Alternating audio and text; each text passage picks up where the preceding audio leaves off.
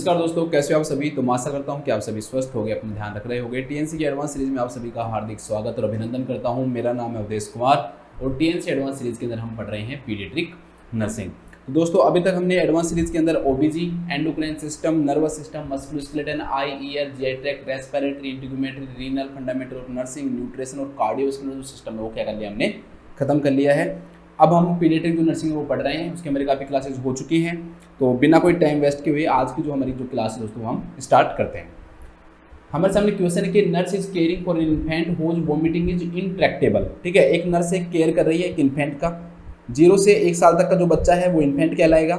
तो 0 से 1 साल तक के बच्चे की क्या कर रही है, केयर कर रही है। किसी भी एज का हो सकता है, दे नहीं रखा। Whose vomiting is intractable. Intractable का मतलब यहाँ पर होता है अनकंट्रोलेबल, कि जो वोमिटिंग है वो रुक नहीं रही है। ठीक है, तो उसे हम किस नाम जानेंगे, इंट्रैक्टेबल के नाम से जानेंगे। तो for what complication is it most important for the nurse to assess.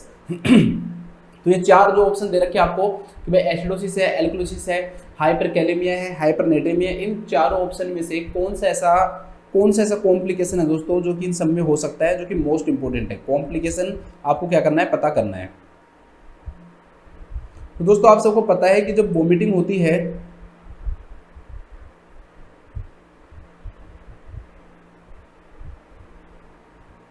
तो गैस्ट्रिक जो कंटेंट है दोस्तों वो बाहर जाते हैं, और गैस्ट्रिक कंटेंट के अंदर HCl प्रेजेंट होता है। मतलब कि हाइड्रोजन जो आयंस है दोस्तों वो क्या होते हैं, प्रेजेंट होते हैं। जब कभी भी हाइड्रोजन आयंस अगर बाहर जाएंगे तो दोस्तों इसका मतलब कि एसिड बॉडी से क्या हुए हैं, आउट हुए हैं। और अगर एसिड आउट होंगे तो दोस्तों इसका मतलब कि बॉडी के अंदर कौन सी कंडीशन होगी, एल्कलोसिस की कंडीशन होगी, क्योंकि एसिड तो चले गए, अब एल्कलाइन बचे। तो एल्कलोसिस की कंडीशन क्या होगी, डेवलप होगी। जीआई ट्रैक्ट से रिलेटेड है तो मेटाबॉलिक प्रकार का होगा ये। तो क्या डेवलप होगा दोस्तों, मेटाबॉलिक जो एल्कलोसिस है वो क्या होगा, डेवलप होगा। क्वेश्चंस में डायरिया में उल्टा होता है। डायरिया में क्या होता है, इंटेस्टाइनल कंटेंट बाहर जा रहे हैं तो वो क्या होते हैं, एल्कलाइन होते हैं। एल्कलाइन कंटेंट बाहर जाएंगे तो क्या होगा दोस्तों, एसिडिक होगा। अब देखो इसमें 4 ऑप्शन दे रखे हैं। पहला जो ऑप्शन दे रखा है वो कह रहा है कि भाई एसिडोसिस होगा। तो एसिडोसिस तो किसी भी वे में नहीं हो सकता। आपको पता है कि जो एसिड बाहर जा रहे हैं तो एसिडोसिस नहीं होगा। वैसे भी बहुत सिंपल क्वेश्चन है, इसमें तो कोई ऐसे भी नहीं दे रखा है कि भाई रेस्पिरेटरी है क्या है, कुछ नहीं दे रखा है इसमें ना, मेटाबॉलिक कुछ, लेकिन जो होता है वो मेटाबॉलिक एल्कलोसिस होता है। थर्ड जो ऑप्शन दे रखा है वो दे रखा है हाइपरकैलेमिया, कि इसके अंदर हाइपरकैलेमिया होगा। तो ऐसा नहीं होता है दोस्तों। ज़्यादातर पूरा जो जीआई ट्रैक्ट है, पूरे जीआई ट्रैक्ट के अंदर ही पोटेशियम ज़्यादा मात्रा में पाया जाता है। तो पोटेशियम की कमी हो सकती है, हाइपोकैलेमिया हो सकता है, कभी भी हाइपरकैलेमिया देखने को नहीं मिल सकता। इसके बाद हाइपरनेट्री में नहीं होता। एक्चुअली में क्लोराइड जो आयन है दोस्तों वो बाहर निकलते हैं। तो क्लोराइड आयन बाहर निकलने के साथ सोडियम के कुछ आयन बाहर निकलते हैं। तो हाइपरनेट्रीमिया से मोर चांसेस तो किसके होंगे, हाइपोनेट्रीमिया के होंगे, हाइपोनेट्रीमिया के। तो इसलिए इस क्वेश्चन का जो राइट आंसर होगा वो क्या हो जाएगा दोस्तों, एल्कलोसिस हो जाएगा। कि वोमिटिंग अगर इंट्रैक्टेबल है, अगर उसे कॉम्प्लिकेटेड हो गई है, वो कंट्रोल नहीं किया जा सक रहा है, तो जो पेशेंट को एल्कलोसिस होने के क्या होते हैं, चांसेस होते हैं। बस इस क्वेश्चन पे ज़्यादा टाइम नहीं देंगे। अगला जो क्वेश्चन है वो बहुत इंपॉर्टेंट है। कई सारे डाउट जो है वो आज आपके ये क्या करेगा, वो क्वेश्चन हमारे क्लियर करेगा। तो लिख लो, वोमिटिंग के कारण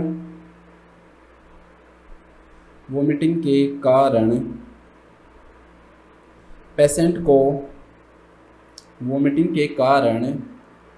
को मेटाबॉलिक एल्कलोसिस हो सकता है। बस सिंपल सा, कुछ ज़्यादा नहीं, छोटा सा सेंटेंस लिखवाया है ओनली कि वोमिटिंग के कारण पेशेंट को क्या हो सकता है, मेटाबॉलिक एल्कलोसिस हो सकता है। बस खत्म। चलो नेक्स्ट क्वेश्चन पे आते हैं।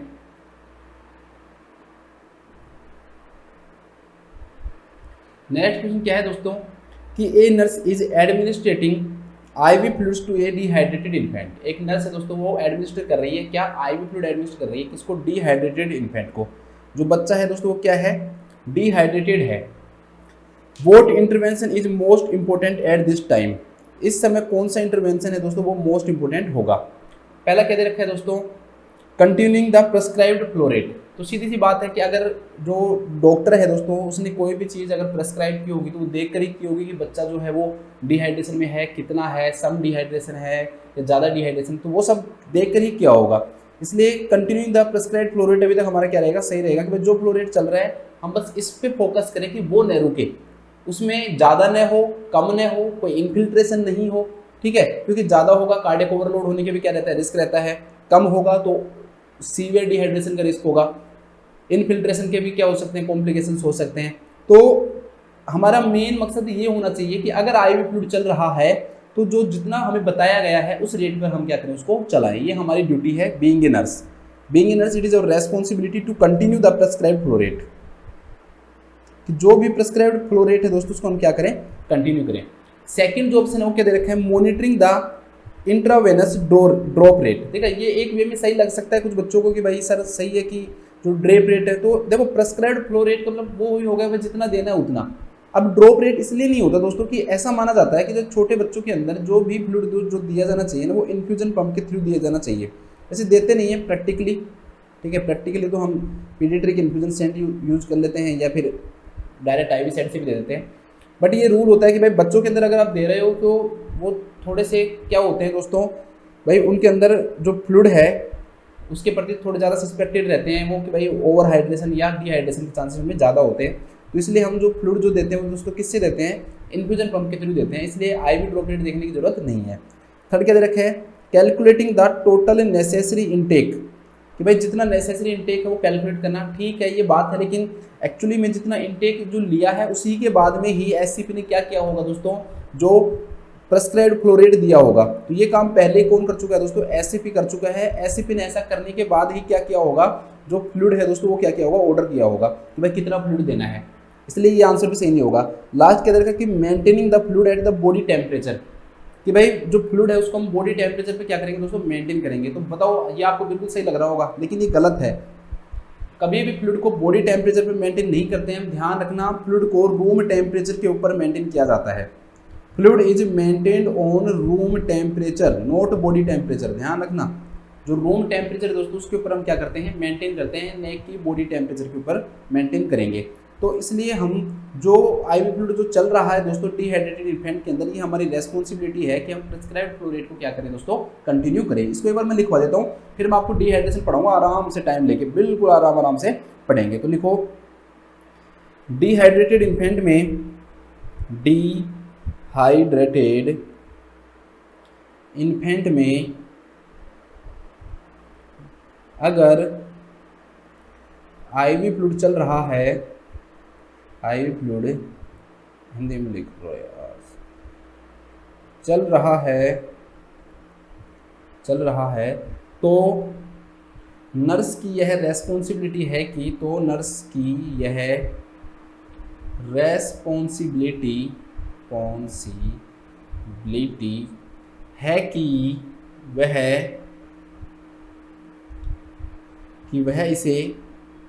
वह इसे प्रेस्क्राइब्ड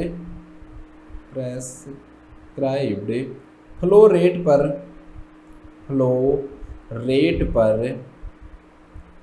कंटिन्यू करे।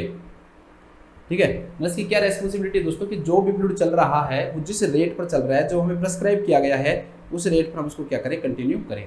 उसको कम नहीं करें, न उसको हम क्या करें दोस्तों, ज़्यादा करें। अब मैं आपको इस क्वेश्चन को तो करवा दिया, लेकिन इस क्वेश्चन में डिहाइड्रेशन दे रखा है। अब हम डिहाइड्रेशन को पढ़ेंगे अच्छे से। ठीक है, चलो तो अब हम डिहाइड्रेशन पढ़ते हैं। डिहाइड्रेशन, अब देखो डिहाइड्रेशन क्या है। सिंपल सी बात क्या है दोस्तों कि बॉडी के अंदर वाटर का क्या हो गया, रिमूवल हो गया, तो डिहाइड्रेशन कहलाता है। लेकिन अगर हम कहें कि भाई इसकी डेफिनेशन दो क्या है, तो दोस्तों जितना बॉडी को नॉर्मली काम करने के लिए जितना फ्लूइड चाहिए या जितना वाटर चाहिए, उससे ज़्यादा अगर जो वाटर है दोस्तों उसका क्या हो जाए, लॉस हो जाए। बॉडी को ज़रूरत है काम करने की, उतना वाटर जितना ज़रूरत है उससे ज़्यादा अगर जो बॉडी है वो क्या कर दे, वाटर को लॉस कर दे, तो उसे हम क्या किस नाम से जानते हैं दोस्तों, डिहाइड्रेशन के नाम से हम उसे जानते हैं। तो लिखो बॉडी लॉस करे, बॉडी लॉसेज कितना, मतलब इतना वाटर, टू मच वाटर, इतना ज़्यादा वाटर, टू मच वाटर। ठीक है, कितना, दैट, मतलब उतना करे कि जो बॉडी को नॉर्मली करने के लिए चाहिए उससे ज़्यादा करे, दैट इट नीड्स, जो बॉडी को क्या पड़े, जरूरत पड़े, क्यों, work normally, to work normally. तो बॉडी को नॉर्मली काम करने के लिए जितना वाटर चाहिए उससे ज़्यादा जो वाटर है दोस्तों उसका क्या हो जाए, लॉस हो जाए, तो इसे हम किस नाम जानते हैं, डिहाइड्रेशन के नाम से जानते हैं। एक सिंपल सा क्वेश्चन बनता है दोस्तों कि भाई डिहाइड्रेशन का जो मोस्ट कॉमन कोज है वो क्या होता है। Most common cause of dehydration in children. Question आता है कि भाई डिहाइड्रेशन का मोस्ट कॉमन कॉज क्या होता है चिल्ड्रन के अंदर। Answer would be diarrhoea. Diarrhoea जो होता है दोस्तों वो बच्चों के अंदर डिहाइड्रेशन का मोस्ट कॉमन क्या होता है, कॉज होता है। अब हम इसके बाद पढ़ेंगे टाइप ऑफ डिहाइड्रेशन। तो डिहाइड्रेशन के दोस्तों 3 टाइप होते हैं। डिहाइड्रेशन कितने टाइप होते हैं? 3 टाइप होते हैं। पहला जो है उसे हम बोलते हैं, वो इसको हम सोडियम के आधार पर क्या करते हैं, क्लासिफाई करते हैं। सॉरी, पहला है आइसोनेट्रेमिक, दूसरा है हाइपोनेट्रेमिक। बहुत सिंपल है, बहुत सिंपल है, ठीक है, घबराने की जरूरत ही नहीं है बिल्कुल भी। और तीसरा है दोस्तों हाइपरनेट्रेमिक। तीसरा है हाइपरनेट्रेमिक। हाइपरनेट्रेमिक। अब सुनो, पहला क्या है दोस्तों, आइसोनेट्रेमिक। सबसे ज्यादा पाया जाने वाला भी यही होता है, लगभग 50% होता है। दूसरे नंबर पर होता है हाइपरनेट्रेमिक, लगभग 40 से और 45% क्या पाया जाता है दोस्तों, हाइपरनेट्रेमिक पाया जाता है। अब कितना बच गया, 5 से 10%। लगभग 5 से और 10% क्या होता है दोस्तों, आपका हाइपरनेट्रेमिक होता है। अब देखो, आइसो का मतलब होता है बराबर। तो सिंपल सी एक सेंटेंस तो आपको याद रखना ही रखना पड़ेगा कि भाई जितना सोडियम का लॉस होगा, आइसो मतलब बराबर, जितना सोडियम का लॉस होगा उतना ही बॉडी से वाटर का क्या होगा दोस्तों, लॉस होगा। ठीक है, अभी मैं समझा दूंगा कैसे। हाइपो का मतलब कम, मतलब सोडियम, इमिक मतलब ब्लड, नेट्री मतलब सोडियम। हाइपो मतलब कम, नेट्री मतलब सोडियम, इमिक मतलब ब्लड। मतलब कि ब्लड के अंदर सोडियम कम हो गया, मतलब बॉडी के अंदर सोडियम कम हो गया। क्यों कम होगा, जब बॉडी के अंदर सोडियम का जो लॉस है वो ज्यादा होगा, तभी तो बॉडी के अंदर कम होगा। सोडियम का लॉस अगर हम वाटर लॉस की तुलना में देखें तो वो क्या हो जाए दोस्तों, ज्यादा हो जाए। तो इसे हम क्या बोलेंगे, हाइपोनेट्रेमिक बोलेंगे। तीसरा है दोस्तों हाइपरनेट्रेमिक। हाइपरनेट्रेमिक क्या होगा, हाइपर मतलब होता है ज्यादा, नेट्री मतलब सोडियम, इमिक मतलब ब्लड। ब्लड के अंदर सोडियम क्या हो जाए, ज्यादा हो जाए। ब्लड के अंदर सोडियम ज्यादा कब होगा, जब ब्लड के अंदर वाटर का जो लॉस है दोस्तों वो ज्यादा हो जाए। ब्लड के अंदर वाटर का लॉस क्या हो जाए दोस्तों, ज्यादा हो जाए as compare to sodium loss. भाई सिंपल सी बात, एक चीज समझो कि हमारी बॉडी के अंदर ये एक बाल्टी है, ये हमारी बॉडी है। इस बाल्टी के अंदर 2 चीज हैं, एक इस बाल्टी के अंदर वाटर है और एक इस बाल्टी के अंदर नमक है, सोडियम क्लोराइड है। पहली चीज क्या हुआ दोस्तों कि हमारी बॉडी के अंदर से वाटर और जो सोडियम है ना वो दोनों निकल गए, लेकिन निकले क्या, बराबर बराबर। तो हमारी बॉडी का बिल्कुल बराबर हो गया, जितना सोडियम लॉस उतना वाटर लॉस। तो अब इस बाल्टी के अंदर वाटर उतना ही रहेगा, सोडियम का अनुपात उतना ही रहेगा। जो लॉस हो गया वो, लेकिन अनुपात क्या रहेगा दोस्तों, सेम रहेगा। क्या बोलेंगे, आइसोनेट्रेमिक बोलेंगे। दूसरी कंडीशन में क्या होगा दोस्तों कि सोडियम तो बाहर निकल जाए। अब सिंपल सी बात है दोस्तों, अगर सोडियम ज्यादा बाहर निकल गया तो सोडियम तो यहाँ पर क्या हो गया दोस्तों, कम हो गया, लेकिन ज्यादा क्या हो जाएगा, वाटर। तो वाटर का लॉस तो कम हो जाए, सोडियम का लॉस ज्यादा हो जाए। तो अब सोडियम यहाँ पर क्या होगा, कम होगा। जब सोडियम यहाँ पर कम होगा तो क्या बोलेंगे, इसको हाइपोनेट्रेमिक बोलेंगे। तीसरा है दोस्तों हाइपरनेट्रेमिक। हाइपरनेट्रेमिक का मतलब क्या हुआ दोस्तों कि भाई सोडियम क्या है, ज्यादा है, किसके अंदर, ब्लड के अंदर। तो सोडियम ज्यादा है। क्यों ज्यादा है सोडियम, भाई अब वाटर का लॉस क्या कर दो, ज्यादा कर दो। वाटर निकल गया, बच क्या रहा है, सोडियम बच रहा है। तो क्या हो जाएगा दोस्तों, भाई सोडियम, वाटर लॉस ज्यादा हो गया, सोडियम का लॉस क्या हुआ, कम हुआ। तो बॉडी के अंदर क्या बचेगा, सोडियम बचेगा। तो क्या बोलेंगे इसे हम हाइपरनेट्रेमिक बोलेंगे। क्या बोलेंगे, हाइपरनेट्रेमिक। ये तो मैंने समझा दिया आपको बाल्टी की भाषा में, सिंपल भाषा, इसको समझो आप। दूसरे तरीके से आपको समझाता हूँ ताकि समझ में आ जाए। देखो, ये हमारा ब्लड वेसल है, इसके अंदर 2 चीज होती हैं याद करने के लिए, एक वाटर और एक क्या होते हैं, आयंस होते हैं। तो आयंस के लिए एग्जांपल में रख लो सोडियम क्लोराइड। हमारी बॉडी में क्या होगा दोस्तों कि इन अगर दोनों चीजें उसी अनुपात में लॉस होती है, मतलब जितना पानी हो रहा है इतना सोडियम क्लोराइड हो रहा है, तो इंट्रासेलुलर जो फ्लूइड है, ICF है, उस पर कोई फर्क नहीं पड़ेगा। लेकिन अगर मान लो दोस्तों कि जो वाटर है उसका लॉस क्या हो जाए, ज्यादा हो जाए, मतलब सोडियम क्लोराइड क्या हो गया, कम। अब कमी किस चीज की हुई है दोस्तों, पानी की कमी हुई है। किसकी कमी हुई है, पानी की क्या हुई है, कमी हुई है। तो ये इंट्रासेलुलर जो फ्लूइड है ना दोस्तों, ये यहाँ पर पहुंचेगा और उस पानी की कमी को क्या करेगा, पूरा करेगा, क्योंकि इसको पानी चाहिए। हमारे जो ब्लड है दोस्तों उसको क्या चाहिए, पानी चाहिए। तो इंट्रासेलुलर फ्लूइड यहाँ पर पहुंचकर पानी की कमी को क्या करेगा, दूर करेगा। लेकिन दूसरी कंडीशन के अंदर ये हो जाए दोस्तों कि पानी जो है उसकी कमी नहीं हो, पानी क्या रहे, ज़्यादा रहे, वाटर क्या रहे दोस्तों, ज़्यादा रहे, लेकिन सोडियम क्लोराइड क्या हो जाए दोस्तों, कम हो जाए। तो उस कंडीशन के अंदर ये ज़्यादा जो वाटर है ना दोस्तों, ये कहाँ पहुँचेगा, इंट्रासेलुलर फ्लूइड में पहुँचेगा। तो मेनली आप क्या चीज़ देख रहे हो कि यहाँ पर वाटर का ही क्या हो रहा है दोस्तों, वाटर का ही एक ओस्मोसिस हो रहा है, एक जगह से वाटर ही जा रहा है, एक जगह से क्या जा रहा है दोस्तों, वाटर ही जा रहा है। तो वाटर अगर कम है तो इंट्रासेलुलर फ्लूइड वाटर दे देगा, याद करने के लिए। और अगर दोस्तों वाटर अगर ज़्यादा है, याद करने के लिए, तो इंट्रासेलुलर फ्लूइड के पास वाटर क्या हो जाएगा दोस्तों, पहुंच जाएगा। तो आप इस प्रकार से क्या कर सकते हो, इसको याद कर सकते हो कि भाई क्या होता है। अब इधर आ जाओ वापस लौट के, देखो क्या कंडीशन है, इसको छोड़ो। सोडियम लॉस और वाटर लॉस इक्वल हो रहे हैं, ठीक है। ये ब्लड वेसल है, इसके अंदर वाटर है और ये सोडियम है, यहां पर ये इंट्रासेलुलर फ्लूइड है, ICF है। इसको पता ही नहीं चलेगा कि भाई वाटर और सोडियम का क्या हुआ है, लॉस हुआ है। जब इसको क्या होगा दोस्तों, पता ही नहीं चलेगा कि भाई सोडियम का और वाटर का लॉस अगर एक जैसा हो, सोडियम का और वाटर का लॉस दोस्तों एक जैसा हो, तो मैं एक चीज कहना चाह रहा हूँ, लॉस तो हो रहा है नहीं हो रहा, हो रहा है। एक्स्ट्रा सेलुलर फ्लूइड कम हो रहा है नहीं हो रहा, तो आप कहोगे सर कम तो हो रहा है।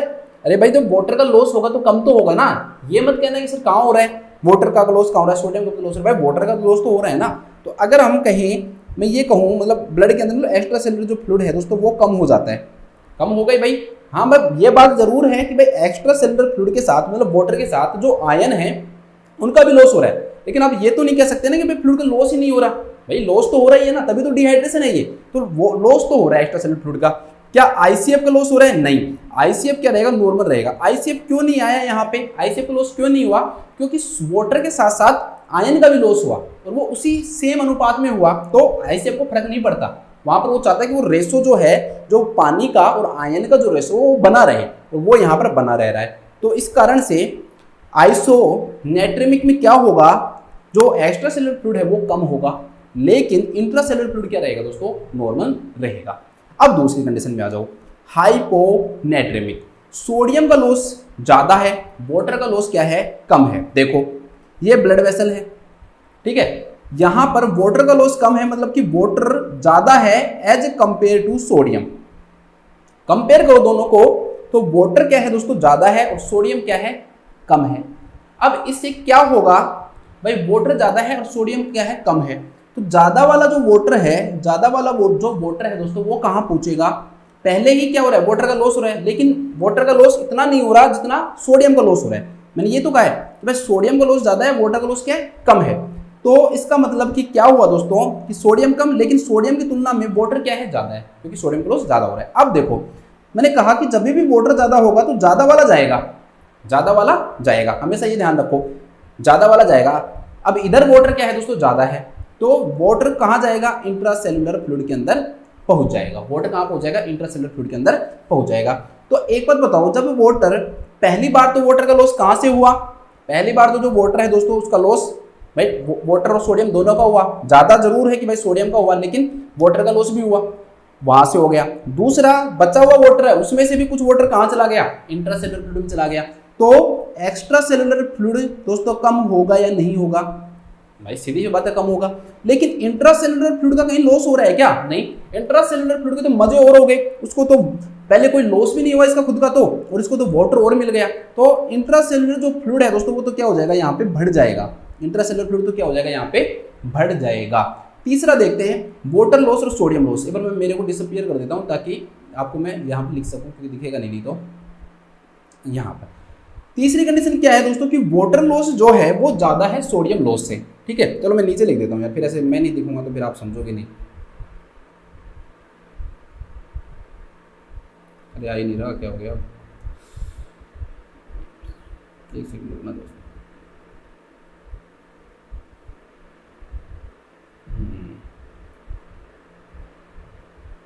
मैं गायब हो गया, मैं अपीयर ही नहीं हो रहा था।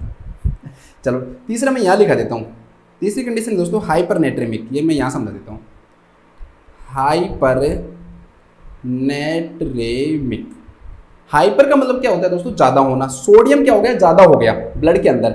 सोडियम ब्लड के अंदर ज्यादा कब होगा, जब भाई वाटर ज्यादा लॉस होगा। तो इस कंडीशन के अंदर वाटर का जो लॉस है वो ज्यादा होगा as compare to sodium loss. भाई मैं ये कभी नहीं कहूंगा कि सोडियम का लॉस नहीं हुआ है, ध्यान रखना हमेशा होता है, बट कंपेयर करें तो वाटर का लॉस क्या हो रहा है दोस्तों, ज्यादा हो रहा है। अब आ जाओ इसको समझो भाई, इसके अंदर दो चीज थी, वाटर और सोडियम। अब वाटर यहाँ पर लॉस हो गया ज्यादा, तो अब यहाँ पर सोडियम क्या हो गया दोस्तों, ज्यादा हो गया। वाटर यहाँ पर क्या हो गया, अब कम हो गया। मैंने आपको क्या समझाया था कि जहां पर कम होगा वाटर उधर जाएंगे हम, ठीक है, या फिर वाटर ज्यादा है वहां वाला वाटर जाएगा। अब इंट्रासेलुलर फ्लूइड के अंदर जो वाटर वो ज्यादा है और यहाँ पर वाटर का लॉस ज्यादा हुआ था तो वाटर कम हो गया। अब इंट्रासेलुलर फ्लूइड कहाँ जाएगा दोस्तों, यहाँ पर जाएगा।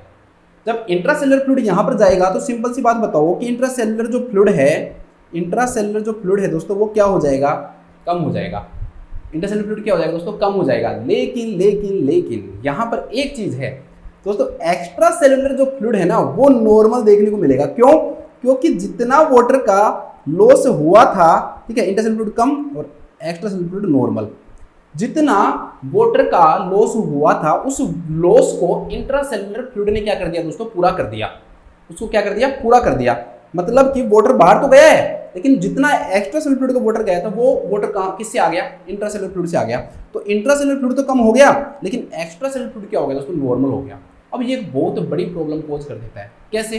कि हमारी बॉडी के अंदर जो सिम्टम्स आते हैं ना मेनली वो ब्लड के ऊपर ज़्यादा डिपेंड करते हैं। अब यहाँ पर एक्स्ट्रा सेलुलर फ्लूइड क्या हो गया दोस्तों, नॉर्मल हो गया।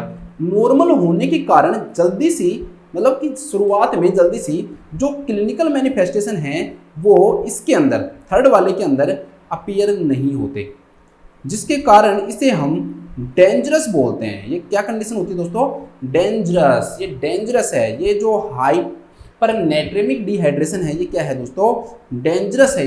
ये डिहाइड्रेशन जो है वो डेंजरस है क्योंकि क्लिनिकल मैनिफेस्टेशन नहीं है, पानी का लॉस भी हो रहा है, पानी जो इंट्रासेलुलर फ्लूइड उसको पूरा करता जा रहा है, लेकिन सेल्स के अंदर क्या है, वाटर नहीं है। तो इसलिए दोस्तों क्लिनिकल मैनिफेस्टेशन अगर आ जाए तो बॉडी के लिए हम कुछ करें, लेकिन क्लिनिकल मैनिफेस्टेशन आने में टाइम ले रहे हैं तो इस कारण से किस नाम जानेंगे हम, डेंजरस के नाम से जानेंगे। क्लिनिकल मैनिफेस्टेशन क्यों नहीं आ रहे, क्योंकि एक्स्ट्रा सेलुलर जो फ्लूइड है दोस्तों वो क्या है, नॉर्मल है। ठीक है, अब सिंपल सी भाषा में दोबारा से सुनो, पहले वाले के अंदर क्या हुआ, आइसोनेट्रेमिक में दोनों का जो लॉस है वो बराबर हुआ, लेकिन लॉस एक्स्ट्रा सेलुलर फ्लूइड का हुआ क्योंकि इंट्रासेलुलर फ्लूइड ने कोई मूवमेंट नहीं किया। तो इंट्रासेलुलर फ्लूइड क्या रहेगा दोस्तों, नॉर्मल रहेगा। ठीक है, इंट्रासेलुलर फ्लूइड क्या रहेगा, नॉर्मल। इसका जस्ट ऑपोजिट थर्ड है हाइपरनेट्रेमिक। इसमें क्या होगा, इंट्रासेलुलर फ्लूइड तो कम हो जाएगा लेकिन एक्स्ट्रा सेलुलर फ्लूइड क्या हो जाएगा, नॉर्मल हो जाएगा। और दूसरी जो कंडीशन है दोस्तों हाइपोनेट्रेमिक, उसके अंदर दोनों पे फर्क पड़ेगा। एक्स्ट्रा सेलुलर जो फ्लूइड है दोस्तों वो भी कम हो जाएगा और इंट्रा सेलुलर जो फ्लूइड है वो भी क्या हो जाएगा दोस्तों, बढ़ जाएगा। ठीक है, इंट्रा सेलुलर फ्लूइड क्या हो जाएगा, बढ़ जाएगा। तो इसे हम किस नाम से जानते हैं, हाइपोनेट्रेमिक के नाम से जानते हैं। तीनों मैंने आपको समझा दिए, मेरे हिसाब से आपको समझ में आ जानी चाहिए। इसकी पूरी बस यही है कि अगर आप जिस बच्चे को समझ में नहीं आए कि मेरे को रटना ही है सर तो मैं कुछ नहीं कर सकता, तो आप एक काम करना, बस इनको याद करने ला कि सोडियम लॉस वाटर लॉस बराबर, सोडियम लॉस ज़्यादा वाटर लॉस से, वाटर लॉस ज़्यादा सोडियम लॉस से। एक इनको याद कर लेना कि यहाँ पर एक्स्ट्रा सेलुलर फ्लूइड कम, इंट्रा सेलुलर फ्लूइड नॉर्मल। ठीक है, तीसरे वाले में इंट्रा सेलुलर फ्लूइड कम, एक्स्ट्रा सेलुलर फ्लूइड नॉर्मल, और दूसरे वाले में एक्स्ट्रा सेलुलर फ्लूइड कम, इंट्रा सेलुलर फ्लूइड क्या हो गया दोस्तों, ज़्यादा। बस ये याद करना है। ठीक है, इतना याद कर लोगे तो फिर भी आपका काम चल जाएगा, कोई दिक्कत नहीं है बस, लेकिन याद तो करना पड़ेगा, बिना याद करे तो काम नहीं चलने वाला। इसके बाद हम आगे बढ़ते हैं।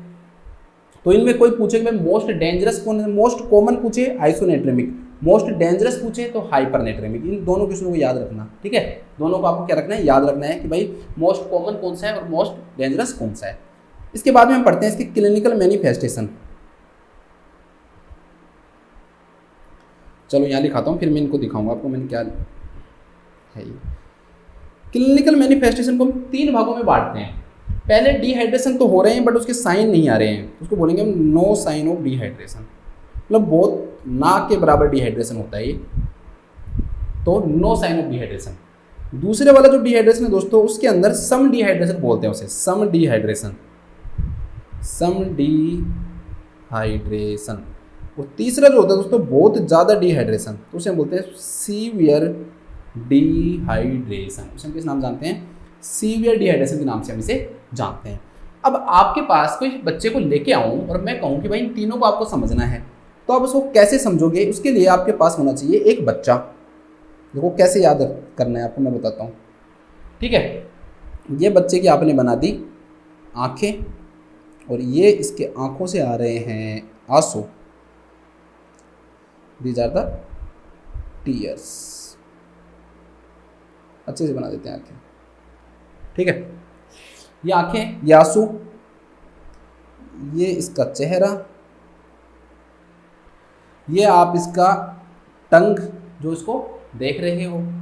एक इस बच्चे को चाहिए पानी, तो यहाँ पर आपने रख दिया पानी का गिलास, तो पानी पी लेगा। अगर इसको प्यास लगेगी तो अभी सारे समझा दूंगा, टेंशन मत करो। अभी तो ये क्या हो गया, थर्स्ट हो गया। ठीक है, एक दोस्तों आपने क्या किया, इसकी स्किन को पिंच करके देखा। स्किन को क्या किया आपने, पिंच करके देखा, स्किन पिंच। अब देखो इसमें हम क्या क्या चीजें देखते हैं। ठीक है, पहली चीज हम इसके अंदर देखेंगे आंखें। क्या देखते हैं, आईज। क्या क्या आंखों में देखेंगे वो सब आगे बताऊंगा, बस इतना याद करना है कि भाई आपको याद कैसे रही चीजें, भूल जाते हो बार बार, तो याद कैसे रहे। तो पहली चीज आप क्या देखोगे दोस्तों, आईज देखोगे, आंखों की देखोगे आंसू, तो टीयर्स, टीयर्स देखोगे।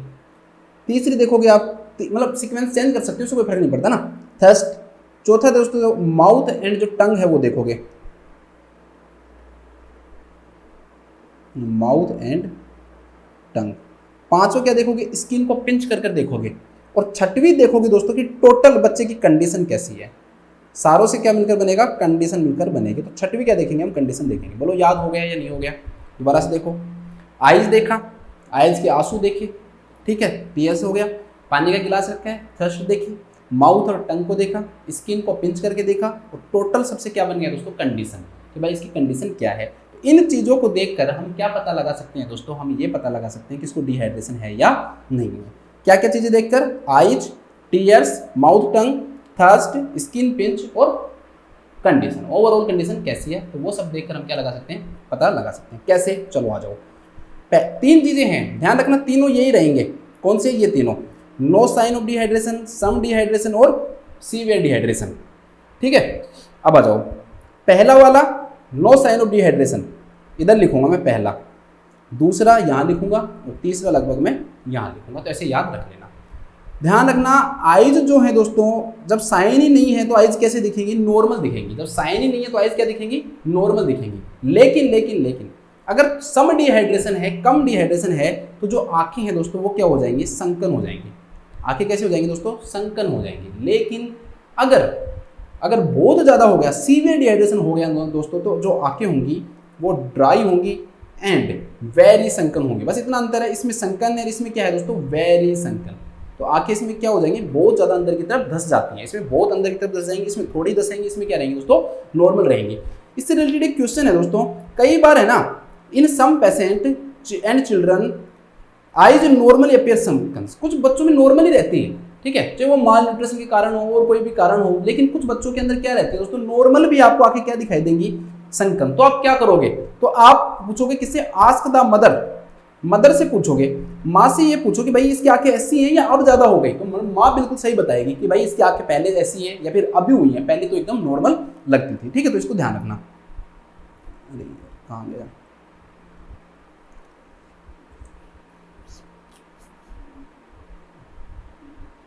आ गया। ठीक है, इसके बाद में आते हैं टीयर्स। टीयर्स में तो क्या होंगे भाई, कम ज्यादा ऐसे थोड़ी होंगे, वो ज्यादा आ रहे कम आ रहे, बस इतना प्रेजेंट और एब्सेंट। तो यहाँ पर टीयर्स क्या रहेंगे दोस्तों, प्रेजेंट रहेंगे, मतलब आंखों में आंसू आएंगे, लेकिन इन दोनों के अंदर ही आंखों में आंसू क्या हो जाते हैं, गायब हो जाते हैं। ठीक है, इन दोनों के अंदर ही आंखों में आंसू क्या हो जाते हैं दोस्तों, गायब हो जाते हैं। ठीक है, सम डिहाइड्रेशन में भी और सीवियर डिहाइड्रेशन में, दोनों में आंखों में आंसू क्या हो जाएंगे, गायब हो जाएंगे। ठीक है, अब आपको सब दोनों में अंतर क्या है वो मैं आपको जब टोटल करके बताऊंगा ना, तब फर्क पड़ता है उससे। ठीक है, इसमें नहीं पड़ेगा। फिर नेक्स्ट आता है दोस्तों माउथ एंड टंग। अब माउथ और जो टंग है अगर नॉर्मल है दोस्तों, तो उसके अंदर क्या रहेंगी, मॉइस्ट रहेंगी। कैसे रहेंगी, मॉइस्ट रहेंगी, मतलब गीली रहेंगी। और यहाँ पर होंगी ड्राई, और ड्राई तो भाई वेरी ड्राई हो सकता है ना, एब्सेंट तो वेरी एब्सेंट नहीं हो सकता, लेकिन ड्राई वेरी ड्राई हो सकता है। ड्राई क्या हो सकता है दोस्तों, वेरी ड्राई हो सकता है। हाँ, ये हो सकता है कि भाई एब्सेंट में आप नहीं कह सकते, तो ऊपर वाले में ध्यान रखना, दोनों में क्या है, एब्सेंट है। अब नेक्स्ट आता है थर्स्ट, प्यास। इसमें क्या होगा दोस्तों, बच्चा भाई नॉर्मल पिएगा, ज़्यादा प्यास भी नहीं लगेगी, तो ड्रिंक करता है वो नॉर्मली, ड्रिंक नॉर्मली। ठीक है, नॉर्मल पिएगा लेकिन ज़्यादा प्यास नहीं रहेगी। ठीक है, मैं पानी पी लेता हूँ इस बात पे, नॉट थर्स्टी।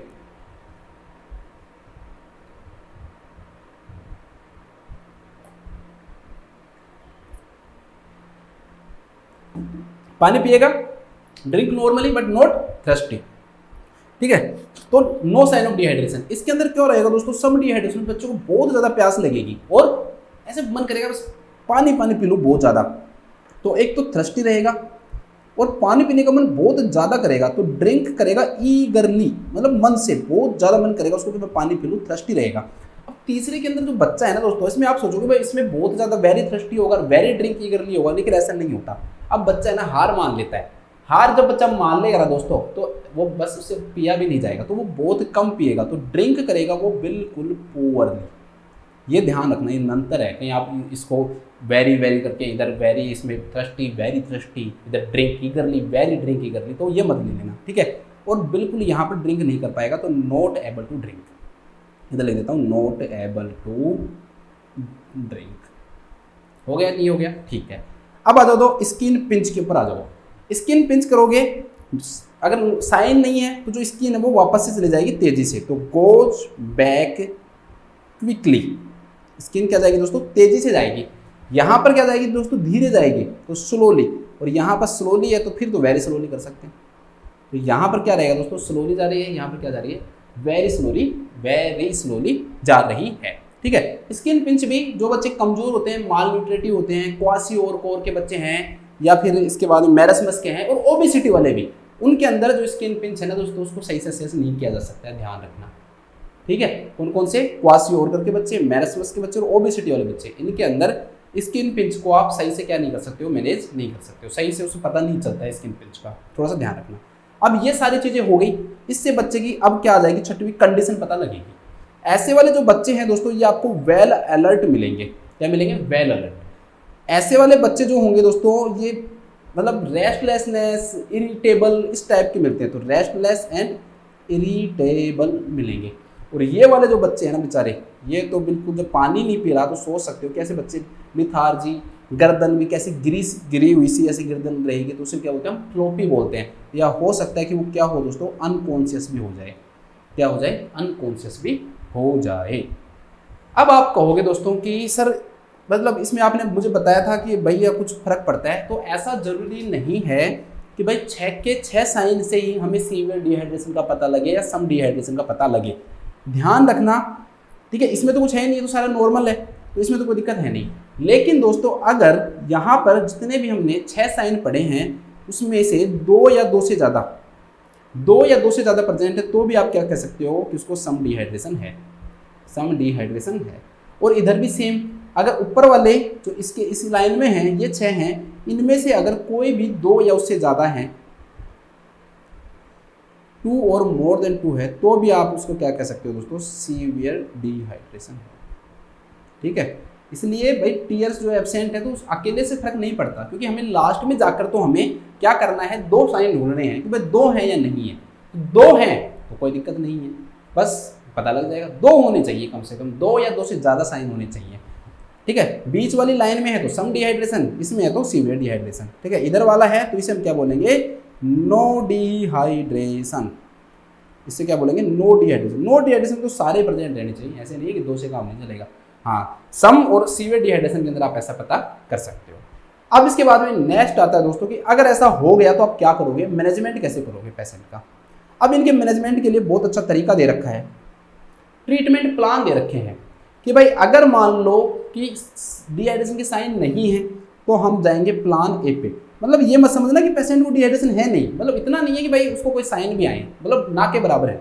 दूसरे वाले में दोस्तों हम प्लान बी पे जाएंगे, और तीसरे वाले पे हम क्या जाएंगे दोस्तों, प्लान सी पे जाएंगे। अब क्वेश्चन कैसे कैसे बन सकते हैं, एक तो आपको वो ये दे सकता है कि भाई बच्चे के अंदर है ना, ऐसे ऐसे बता देगा कि बच्चा है ड्रिंक पुअरली और नॉट एबल टू ड्रिंक है, और इसके अंदर जो आइज है वो वेरी सनकन है, ठीक है। तो कौन सी कंडीशन है, एक तो ऐसे दे दे, या फिर सेम क्वेश्चन देकर बोल दे कि भाई इसके अंदर कौन सा ट्रीटमेंट प्लान यूज होगा, तो ट्रीटमेंट प्लान सी यूज होगा।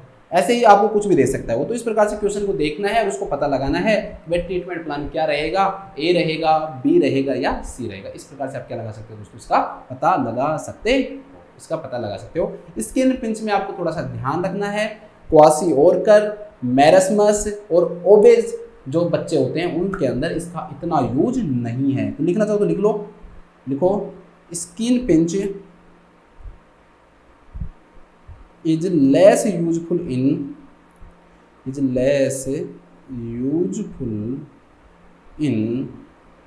किस के अंदर, मैरस्मस के अंदर, क्वासी ओरकर के अंदर, और एक आपका ओबेज चाइल्ड के अंदर। बस इन तीनों को याद रख लेना। इनके अंदर जो स्किन पिंच जो होता है दोस्तों वो क्या होता है, कम यूजफुल होता है। अब बहुत अच्छी अच्छी चीज़ें आएंगी। अब हम बात करते हैं दोस्तों प्लान की, तो अब प्लान पे चलते हैं हमारे, ठीक है यार, ये लिख रखा था मैंने यहाँ पर लिख दिया। अब हम आते हैं प्लान ए पे। प्लान ए है जो है ही नहीं इतना, तो दोस्तों क्या कर सकते हैं हम, पहला काम हम ये भी कर सकते हैं कि भाई हम ये कहें, ये बहुत अच्छा टॉपिक है, ध्यान रखना इसमें ना, क्वेश्चन आते हैं, increase amount of home available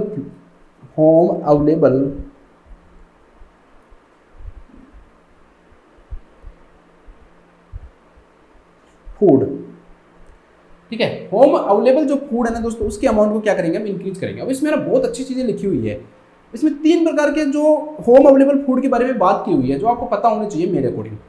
पहला दे रखा है दोस्तों कि भाई प्रेफर्ड किसे करोगे आप, ठीक है, प्रेफर्ड करना मतलब भाई अगर आपको सारे ऑप्शन दे तो उनमें से सबसे बढ़िया कौन सा है लेना, तो वो, तो उसके अंदर ध्यान रखना है दोस्तों, जो राइस, जो आपने राइस बनाए उसके अंदर थोड़ा सा नमक डालकर जो राइस वाटर बनता है उसको बोलते हैं हम सोल्टेड राइस वाटर। क्या बोलते हैं इसको, salted rice water. This is the preferred homemade food. ये बहुत अच्छा रहता है, ये आप दे सकते हो। अगर ORS नहीं है तो आप ये भी दे सकते हो, या फिर आप सूप बना लो, चाहे वेजिटेबल का बना लो या चिकन का बना लो, बट उसमें सोल्ट जरूर डालो। तो वेजिटेबल और चिकन सूप विद सोल्ट, ध्यान रखना है दोनों को, दोनों प्रेफर्ड आते हैं आपके पास, ऑप्शन में दोनों रहेंगे। पहला प्रेफर्ड होते हैं, दूसरे होते हैं एक्सेप्टेबल। दूसरे क्या होते हैं, एक्सेप्टेबल। मतलब भाई अब प्रेफर्ड जैसे आपके पास है नहीं, आपको क्योंकि हमारे घर में तो प्रेफर्ड है नहीं, तो फिर हम किस पे जाएंगे, एक्सेप्टेबल पे जाएंगे। लेकिन आपको क्वेश्चन आए कि भाई अब डिहाइड्रेशन कोई बच्चा कौन क्या चीज दोगे, लेकिन आपके पास ऑप्शन में एक्सेप्टेबल वाले भी रहें और आपके पास ऑप्शन में कौन से रहे, आपके प्रेफर्ड वाले भी रहे, तो दोस्तों आपको वहां पर चुनना पड़ेगा प्रेफर्ड वाले को, क्योंकि एक्सेप्टेबल ये है कि चलो ठीक है काम चला लेंगे हम, लेकिन बढ़िया कौन से होते हैं दोस्तों आपके, बढ़िया कौन से होते हैं आपके प्रेफर्ड वाले होते हैं। अब एक्सेप्टेबल में क्योंकि वो ऐसे कह नहीं सकता कि हमारे घर पे जैसे प्लेन वाटर नहीं है, वैसे तो कई चीज़ें हो नहीं भी हो, लेकिन ऐसी चीज़ें हैं इसमें, जैसे ये ठीक है बट बहुत बेस्ट नहीं है ये चीज़ें, जैसे प्लेन वाटर। अब बच्चे हैं ना सबसे ज़्यादा कन्फ्यूज इसमें होते हैं, क्योंकि वो बचपन से सुनते हैं भाई जो कोकोनट जो है ना बहुत इंपॉर्टेंट है, बहुत अच्छा है, लेकिन ग्रीन कोकोनट वाटर को भी दोस्तों एक्सेप्टेबल में रखा है, ध्यान रखना, प्रेफर्ड के अंदर नहीं रखा है। चाय भी रखी हुई है, इसलिए बच्चे हो सकते हैं कि भाई इसको उसके अंदर डाल दें, नोट एक्सेप्टेबल में, लेकिन उन्होंने कहा है कि बिल्कुल कम पत्ती वाली अनस्वीटेंड, चीनी नहीं होनी चाहिए, वीक अनस्वीटेंड टी, ठीक है, चीनी नहीं होनी चाहिए। ऐसे नहीं कि आपने बुरी तरह चीनी डाल रखी है और फिर कह रहे हो लो पियो, और ज़्यादा चाय पत्ती डाल रखी है, ऐसा भी नहीं होना चाहिए। तो वीक अनस्वीटेंड जो टी है दोस्तों वो भी दे सकते हैं, और अनस्वीटेंड फ्रेश फ्रूट जूस भी दे सकते हैं, लेकिन वो भी मीठे वाले नहीं होने चाहिए। तो अनस्वीटेंड फ्रेश फ्रूट जो जूस है वो भी हम क्या कर सकते हैं दोस्तों, दे सकते हैं, ठीक है, वो भी हम दे सकते हैं। इसके अलावा जो सीरियल्स जो बनते हैं दोस्तों, उन सीरियल्स का जो वाटर जो निकलता है उनसे, ठीक है, तो सीरियल्स जो वाटर है दोस्तों वो भी हम क्या कर सकते हैं, दे सकते हैं। तो ये सब चीज़ें क्या आती हैं दोस्तों, ये एक्सेप्टेबल के अंदर आएंगी। लेकिन कुछ चीज़ें ऐसी होती हैं जो हम दे ही नहीं सकते हैं, उन जिन चीज़ों को हम नहीं दे सकते उनको बोलते हैं नॉट एक्सेप्टेबल। तो इनके अलावा जो भी आपको दिखे वो सब नॉट एक्सेप्टेबल है, सिंपल सी बात ये सुनो। कई क्या करते हैं, lake Coca Cola P low, cold drink P low, हो जाएगा सही, नहीं, कभी भी कार्बोनेटेड ड्रिंक्स नहीं देंगे। कार्बोनेटेड जो ड्रिंक्स है दोस्तों वो हम नहीं देते हैं। बाहर से आप रियल का जूस लेके आते हो लेकिन वो रियल नहीं है, तो कमर्शियल जितने भी फ्रूट जूस जो हैं दोस्तों वो नहीं देंगे आप, ठीक है, तो मिरिंडा लाकर पिला रहे हो, और मीठी चाय भी नहीं दोगे आप, तो स्वीटेंड जो टी है वो भी आप नहीं दोगे। तो दीज आर नॉन एक्सेप्टेबल। इनको हम किस में काउंट करते हैं दोस्तों, नॉन एक्सेप्टेबल के अंदर क्या करते हैं, हम इनको काउंट करते हैं।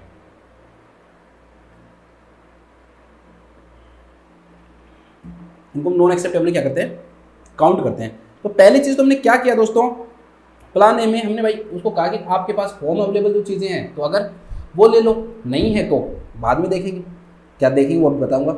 इसके बाद में दोस्तों मदर को ये नहीं है कि बस आप फ्री रहो, उसको हम डेंजर साइन बताएंगे कि भाई ऐसा नहीं है कि आपको अभी नहीं है तो कुछ ही नहीं होगा। तो हमें मदर को एक्सप्लेन करना है मदर को डेंजर साइन एक्सप्लेन करना बहुत जरूरी है। डेंजर साइन कुछ नहीं है, देखो भाई डायरिया हो रहा है, उसको बताओ कि अगर लागे कि डायरिया जो है दोस्तों वो ज़्यादा होने लग गया, फ्रीक्वेंसी ज़्यादा है, अमाउंट ज़्यादा है, ठीक है, तो बार बार क्या हो रही है दोस्तों, वॉमिटिंग हो रही है, तो वॉमिटिंग जो है अगर वो हो तो भी ये भी डेंजर साइन है, बार बार वॉमिटिंग हो रही है। तो ऐसे नहीं है कि बस आप पानी पिलाते रहो, लेके नहीं आओ। बच्चे की जो थर्स्ट है दोस्तों वो इंक्रीज हो जाए तो हम जानते हैं कि वो सम डिहाइड्रेशन के अंदर चला जाएगा। किस में चला जाएगा, सम डिहाइड्रेशन के अंदर चला जाएगा। या बच्चा जो है दोस्तों वो पीने से मना कर दे तो रिफ्यूज कर दे, खाने से मना कर दे, पीने से मना कर दे तो रिफ्यूज टू फीड। या दोस्तों जो स्टूल है उसके अंदर क्या आ जाए, ब्लड आ जाए, ब्लड इन क्या आ जाए दोस्तों, स्टूल आ जाए। तो ये सब चीज़ें मदर को क्या करना है, बताना है, मदर को समझाना जरूरी है कि भाई अगर इनमें से कोई भी चीज़ होती है, इनमें से अगर कोई भी चीज़ होती है तो आपको यहाँ पर आना पड़ेगा। आपको हो सकता है कि और कुछ बताने की जरूरत पड़े कि आपका बच्चा जो है वो सम डिहाइड्रेशन या फिर किस में जा रहा हो दोस्तों, सीवियर डिहाइड्रेशन के अंदर जा रहा हो, तो वो बताना क्या होता है दोस्तों, जरूरी होता है। ठीक है, वो बताना क्या होता है, जरूरी होता है। इसके बाद में हम बात करते हैं कि ब्रेस्ट फीडिंग जो है ना दोस्तों उसको करेंगे कंटिन्यू। मदर को कहेंगे कि भाई आप ब्रेस्ट फीडिंग को क्या करो, कंटिन्यू करो। तो continue the breast feeding, continue the breast feeding, breast feeding को कंटिन्यू करने के लिए कहेंगे। अब हम पढ़ते हैं हमारा सबसे इंपॉर्टेंट चौथा, ORS देने की क्या देंगे दोस्तों, सलाह देंगे। ओरल रिहाइड्रेशन जो सॉल्यूशन है दोस्तों वो देने की हम क्या करेंगे, उसको सलाह देंगे। ठीक है, अब देखो आजकल जो ORS है, अब ORS के बारे में पढ़ते हैं, बहुत सारी चीजें पढ़नी है ORS में हमें। आजकल जो ORS हम यूज करते हैं ना दोस्तों, उसकी जो ऑस्मोलरिटी है वो ब्लड से क्या रखते हैं, कम रखते हैं। सबको पता है कि ORS की जो ऑस्मोलरिटी है वो ब्लड से क्या होती है दोस्तों, कम होती है। तो ऑस्मोलरिटी ऑफ ORS जो क्या है वो हम रखते हैं keep below the blood osmolarity. पहले ऐसा नहीं था, ध्यान रखना, पहले ऐसा नहीं था। पहले दोस्तों जो हम ORS यूज करते थे, पहले जो ORS हम यूज करते थे उस ORS की जो ऑस्मोलरिटी है वो आज की तरह नहीं थी। आज के ORS की जो ऑस्मोलरिटी है वो कितनी है दोस्तों, 245 है, जो कि ब्लड की ऑस्मोलरिटी से क्या है, बहुत कम है। और मतलब बहुत कम नहीं, मतलब कम है। और पहले जो ORS जो यूज होता था उसकी ऑस्मोलरिटी कितनी होती थी दोस्तों, 311 होती थी। कितनी होती थी, 311 होती थी। तो ऑस्मोलरिटी को क्या किया गया दोस्तों, कम किया गया। 311 से जो ऑस्मोलरिटी है वो हम कितने पे ले आए, 245 के ऊपर ले आए। तो ऑस्मोलरिटी को हमने क्या कर दिया दोस्तों, कम कर दिया। क्यों कम कर दिया, उसके बारे में ही हमें क्या करना है, डिस्कस करना है कि भाई क्यों हमने 311 से हम ब्लड से भी कम की ऑस्मोलरिटी पे ले आए। पहले बढ़ा दी फिर हमने इसको क्या कर दिया, कम कर दिया। तो दोस्तों ऐसा माना गया कि जब हमने ऑस्मोलरिटी और ORS को हमने कम किया तो उससे ये देखा गया कि भाई एब्जॉर्प्शन ऑफ जो फ्लूइड है वो ब्लड के अंदर क्या हुआ दोस्तों, बढ़ा। मतलब जो ORS के अंदर जो फ्लूइड दे रहे हैं, वाटर देते हैं ना, ORS किस में मिक्स करते हैं, वाटर में। तो जो फ्लूइड है दोस्तों वाटर के साथ मिक्स होकर उसका जो एब्जॉर्प्शन है वो क्या हुआ दोस्तों, इंक्रीज हुआ। तो इसके कारण हुआ increase absorption of fluid. Body के अंदर ये देखा गया कि जो फ्लूइड है उसका ब्लड के अंदर जो एब्जॉर्प्शन है वो क्या हो गया दोस्तों, इंक्रीज हो गया। वो क्या हो गया दोस्तों, इंक्रीज हो गया। देखो ये देखने को मिला कि लो ऑस्मोलरिटी रखने के कारण जो फ्लूइड है उसका एब्जॉर्प्शन क्या हो गया दोस्तों, इंक्रीज हो गया। देखो क्योंकि आयन क्या हो गए दोस्तों, कम हो गए, और वाटर क्या हो गया, ज्यादा हो गया। भाई लो ऑस्मोलरिटी का मतलब क्या है, आयन हमने क्या लिए, कम लिए, और वाटर क्या रहा, ज्यादा रहा। अब ज्यादा वाटर है दोस्तों वो अंदर जाएगा कम की तरफ, तो वो कहाँ जाएगा दोस्तों, ब्लड में, क्योंकि ब्लड के अंदर डिहाइड्रेशन है तो यहाँ पर वाटर क्या है, कम है। तो ये जो GI ट्रैक्ट है, ये GI ट्रैक्ट है ना, GI ट्रैक्ट के अंदर वाटर आयन की तुलना में क्या था दोस्तों, वाटर ज्यादा था, आयन क्या थे, कम थे। क्यों, क्योंकि हमने जो यूज कर रहे हैं वो कौन सा कर रहे हैं, लो ऑस्मोलरिटी का यूज कर रहे हैं। इसलिए वाटर जो है ना दोस्तों वो यहाँ से कहाँ जाएगा, ब्लड के अंदर जाएगा। तो इसलिए ये क्या कर देता है, इंक्रीज कर देता है, लो ऑस्मोलरिटी वाला ORS जो है वो इंक्रीज कर देता है absorption of fluid into blood across the, किसके कारण दोस्तों, कंसंट्रेशन ग्रेडियंट के कारण। क्योंकि एक जगह जो कंसंट्रेशन है दोस्तों वो क्या है, कम है, और एक जगह कंसंट्रेशन क्या है, ज्यादा है।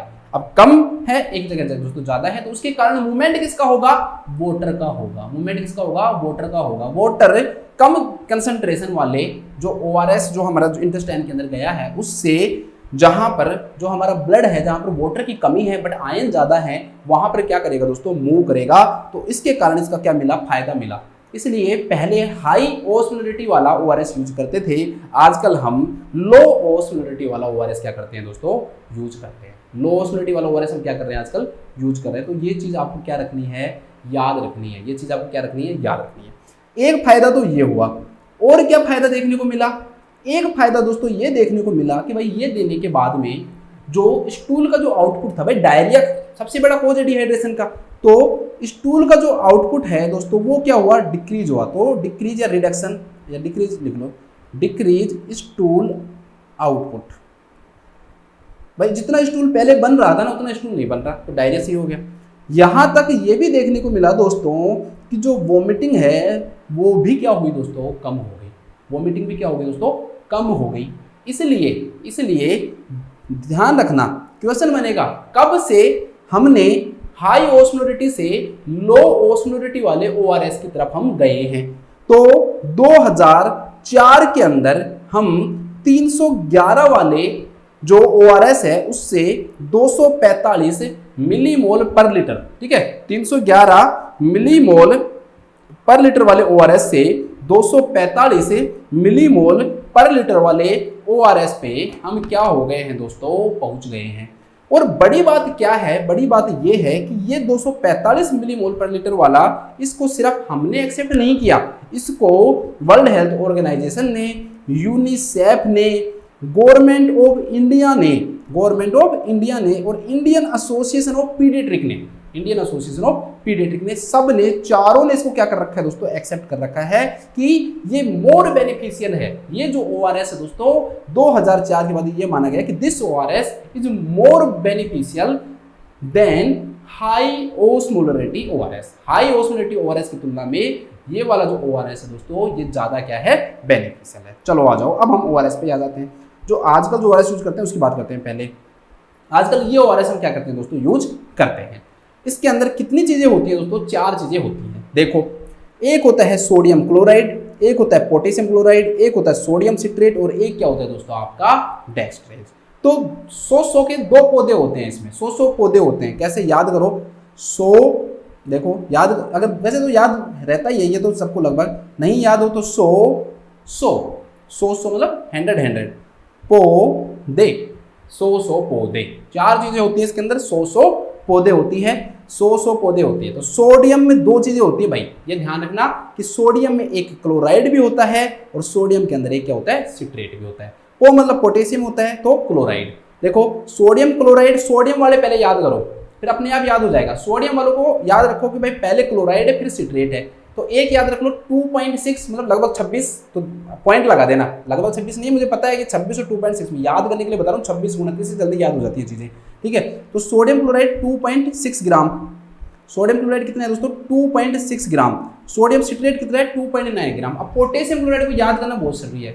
पोटेशियम पी से स्टार्ट होता है, पी से क्या होता है 15, पी से पोटेशियम, पी से 15, तो 15 ही है 1.5, ठीक है 1.5 डेढ़ है मुझे पता है, लेकिन याद करने के लिए अगर आप पॉइंट को हटाओ तो 1.5 15, ठीक है, लगभग ऐसे आप इसको याद रख सकते हो। अब बचा दोस्तों डेक्सट्रोज, तो इसको तो याद रख लो 13.5, कुछ है ही नहीं, 4 चीजें हैं। एक सोडियम वाले हैं, 2 याद रखने हैं, एक क्लोराइड है, एक क्या है दोस्तों सिट्रेट है, एक याद रखना आपको पोटेशियम है और एक डेक्सट्रोज है। डेक्सट्रोज को तो 13.5 ग्राम याद रख लो भाई, डेक्सट्रोज है जो 13.5 में है, ठीक है। तो बाकी के बचे सोडियम क्लोराइड, तो उनको ऐसे याद रख लो 2.6 2.9, और पोटेशियम तो खुद ही बता रहा है मैं हूँ पी पर 15 1.5 होता है। तो अगर आप कंफ्यूज हो जाओ कौन सा 1.5 है तो पोटेशियम को याद कर लेना, वो ये चीज़ आपको क्या करा देगा, याद करा देगा। अब सौदे जो होते हैं वो बराबर बराबर वालों में होते हैं। सौदे किस में होते हैं दोस्तों, बराबर बराबर वाले में होते हैं। तो सौदे देखो, सौदे हमेशा बराबर बराबर वालों में होते हैं। तो 2 चीजें हैं, सोडियम और डेक्सट्रोज। सोडियम और डेक्सट्रोज जो है, सोडियम और डेक्सट्रोज जो है वो बराबर बराबर वालों में सौदे होते हैं, तो बराबर बराबर ही तो ओस्मोलरिटी करोगे। तो किन की ऑस्मोलरिटी बराबर होती है? सोडियम की और डेक्सट्रोज की। कितनी होती है? 75 होती है, 75 होती है। कितनी होती है? 75 होती है। भाई याद करना ही पड़ेगा, कुछ नहीं कर सकता इसमें मैं, आपकी कोई सहायता मेरी तरफ मत देखो, ठीक है। इसके बाद है पोटेशियम। पोटेशियम की 20, क्लोराइड की 65 और सिट्रेट की कितनी होती है दोस्तों? 10। सिट्रेट की कितनी होती है? 10 होती है। भाई याद ही कर लो, तरीके से याद रख लो इसको कि भाई 75 है, फिर 65, फिर 20 और फिर 10। अब याद रख लो कि भाई पोटेशियम की क्या है दोस्तों? 20 है, क्लोराइड की ज्यादा होती है, ऐसे याद रखो, ठीक है।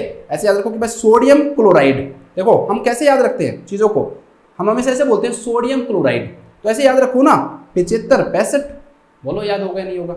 सोडियम क्लोराइड ऐसे ही लिखते हैं, तो 75 के 10 नीचे कर दो, क्या? 65। तो सोडियम हो गया आपका, क्लोराइड हो गया। डेक्सट्रोज सोडे से याद हो जाएगा, ठीक है, डेक्सट्रोज आपका सोडे से याद हो जाएगा, तो डेक्सट्रोज का भी हो गया 75। अब दो बच गए आपके, एक सिट्रेट और एक क्या बच गया दोस्तों आपका? पोटेशियम। तो भाई इनको याद रख लो, पोटेशियम 20 है, सिट्रेट 10 है। देखो कुछ तो चीज़ें आपको भी याद करनी पड़ेंगी, सब चीज़ें उदय सर याद नहीं कर सकते। सबसे इंपॉर्टेंट, सब में इंपॉर्टेंट ये याद रखना कि कितना है दोस्तों? 245 मिलीओस्मोल है ये, ठीक है। ये आपका ओआरएस हो गया आज का। अब पुराना ओआरएस भी एक बार देख लेते हैं। पुराने ओआरएस के अंदर क्या होता था दोस्तों? जो ग्लूकोज था वो 20 था। ग्लूकोज कितना था? 20 था।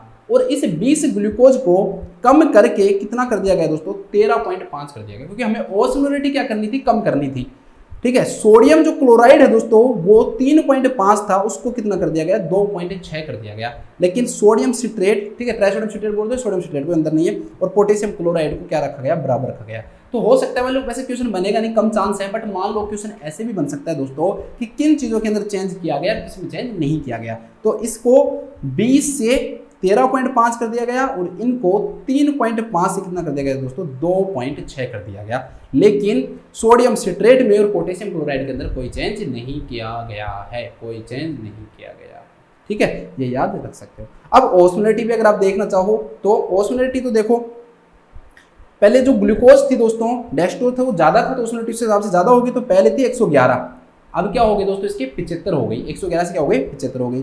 सोडियम की पहले 90 थी, इतनी से 75 हो गई। क्लोराइड की 80 थी, इससे 65 हो गई। पोटेशियम की 20 थी, 20 की 20, सिट्रेट की 10 की 10, और ऑस्मोलरिटी 311 और 245। तो मैं ये कहूँगा चलो ये तो आप चलो याद मत करो, इतना ज़्यादा मैं कंफ्यूज नहीं करूँगा आपको कि भाई ये चीज़ें भी याद करो, बट ये जरूर याद रख लेना कि पुराने वाले की कितनी थी और अब वाले की कितनी है। पहले 311 थी और अब कितनी हो गई दोस्तों? 245 हो गई। बस ये याद कर लो मेरे कहने से, ज़्यादा तो मुझे पता है कि आप नहीं कर पाओगे। अब एक नया सॉल्यूशन और आ गया, इसके बारे में और पता होना चाहिए। इसका नाम है रिसोमाल। क्या है? रिसोमाल। 3 वर्ड है इसके अंदर, RESOMAL। RE का मतलब क्या होता है दोस्तों? रिहाइड्रेशन। SO का मतलब क्या होता है? सोल्यूशन। और MAL का मतलब क्या होता है? माल नरिश्ड चाइल्ड। लेकिन फुल फॉर्म क्या होती है? Rehydration solution for severely mall nourished child. तो एक वर्ड और इसमें लिखा हुआ नहीं है दोस्तों, वो क्या है? सीवियरली, ठीक है। तो रिसोमोल क्या होता है दोस्तों? ऐसा ORS जो यूज तो डिहाइड्रेशन में करते हैं, ऐसे नहीं कि वो न्यूट्रिशन दे देगा और बहुत तगड़ी डाइट दे देगा, ऐसा नहीं है तो उसी में यूज, लेकिन इसकी फुल फॉर्म आपको याद रखनी है कि है तो ये रिहाइड्रेशन के लिए ही, लेकिन ये किसके लिए बनाया गया है? रिहाइड्रेशन सॉल्यूशन बनाया गया है for severely mall nourished. MAL का मतलब माल नरिश्ड, जो माल नरिश्ड जो चाइल्ड हैं सीवियरली दोस्तों, उनके लिए बनाया गया है ये। तो सिंपल सा क्वेश्चन आएगा कि रिसोमाल का यूज किसके लिए किया जाता है? रिसोमाल का यूज किसके लिए किया जाता है, तो आपको बताना पड़ेगा। अब थोड़ा सा रिसोमाल को भी देख लो भाई, इतना जब पढ़ रहे हैं, इतना डिटेल में पढ़ रहे हैं, तो कुछ इंपॉर्टेंट चीज़ें बताता हूँ। पहली चीज़ आपको याद रखनी है कि इसकी ऑस्मोलरिटी कितनी होती है, तो 300 इसकी क्या होती है दोस्तों? ऑस्मोलरिटी होती है। इसके अलावा क्या क्या चीज़ें याद रखनी है? इसके अलावा इसमें आपको कुछ अलग चीज़ें और दिखेंगी कि भाई इसके अंदर है ना सर मैग्नीशियम होता है, वहाँ पर मैग्नीशियम नहीं था। इसके अंदर जिंक होता है, वहाँ जिंक नहीं था। हम जिंक ORS के साथ देते हैं, लेकिन ORS के अंदर जिंक नहीं होता है, ध्यान रखना। कहीं आप किस ORS में जिंक होता है? सर मैंने पढ़ा है, मैग्नीशियम है, जिंक है, कॉपर है। इसके अलावा दोस्तों इसमें सुक्रोज और होता है ना, इसमें लिखा हुआ नहीं है, यहाँ इसमें दिखाता हूँ आपको। ये है आपका रिसोमोल का कंपोजिशन, इसमें अंदर दे रखा है कि भाई कितना कितना क्या क्या होता है। देखो एक तो इसके अंदर एक्स्ट्रा क्या है दोस्तों? सुक्रोज है, ठीक है। ग्लूकोज तो वहाँ पे भी है, डेक्सट्रोज है, ग्लूकोज वो तो चलो कोई दिक्कत नहीं है। Sodium chloride, sodium citrate, potassium chloride, potassium citrate.